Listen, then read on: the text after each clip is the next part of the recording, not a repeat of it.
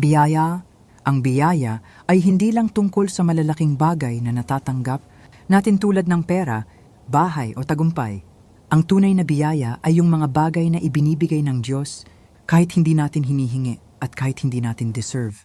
Minsan, ang biyaya ay simpleng paggising sa umaga, pagkakaroon ng lakas. Magkakataong mabuhay pa para itama ang mga pagkakamali natin. Maraming tao ang naghahanap ng biyaya sa material na bagay, pero may mga biyayang hindi nabibili. Kapayapaan, pamilya, kalusugan at pagmamahal. Kapag natuto tayong maging grateful sa maliliit na bagay, mas napapansin natin na araw-araw pala tayong binibigyan ng Diyos ng dahilan para ngumiti at magpatuloy.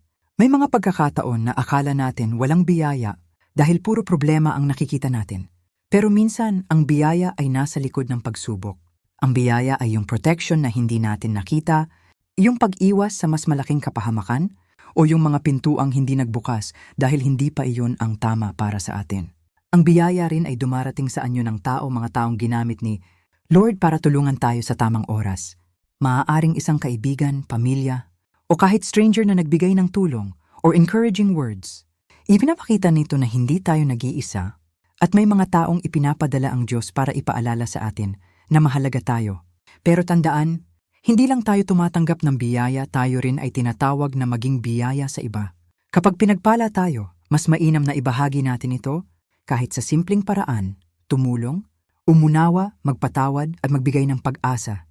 Dahil ang biyaya ay mas lalong nagiging makabuluhan kapag nagagamit ito para magbigay liwanag sa buhay ng ibang tao.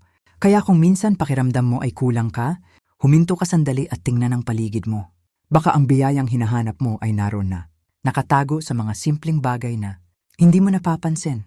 Ipagpatuloy mo ang pagdarasal at pananampalataya dahil ang Diyos ay patuloy na nagbibigay ng biyaya. Hindi dahil perpekto tayo, kundi dahil mahal niya tayo.